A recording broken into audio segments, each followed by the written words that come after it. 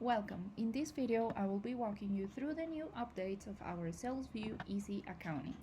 Now in this first main screen, we'll see the expense category section, in which the first change that you will be able to notice is that there is no section to select a location first.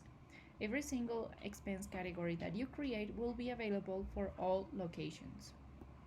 Now in here we see some examples. We're going to go through labor cost, and from here you see that there is an expense type. Here you can select if it's variable cost, labor cost, or fixed cost. Now this is important because it will show up on the P&L report, which I will be showing in a moment. Now if we go to transactions, we're going to be able to see that again the main change is that there will not be an option to select a store. Everything will be available for all stores and all the information.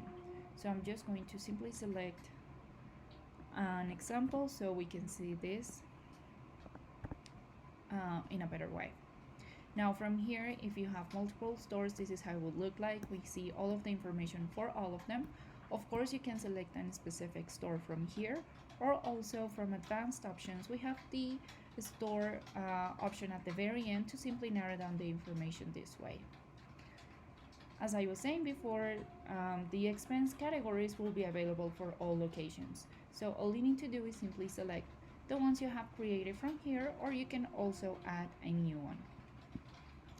Another thing is from import transactions. If you want to import the information quicker and make the whole process easier and faster, you can come to this specific section, import it, and you will get something like this.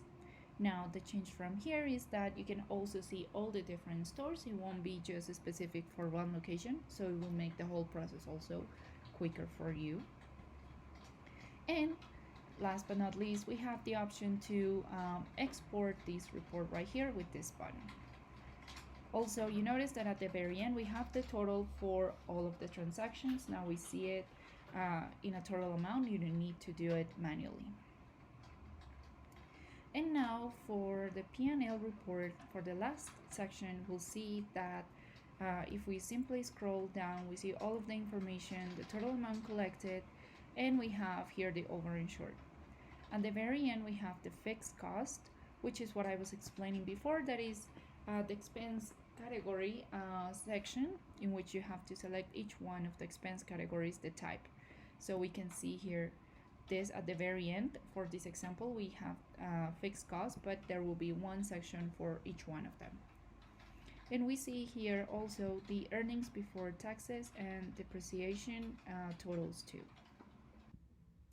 Also on this report, you will be able to see now the receiptless refunds and returns in this specific section. This wasn't available before, but now you can see it.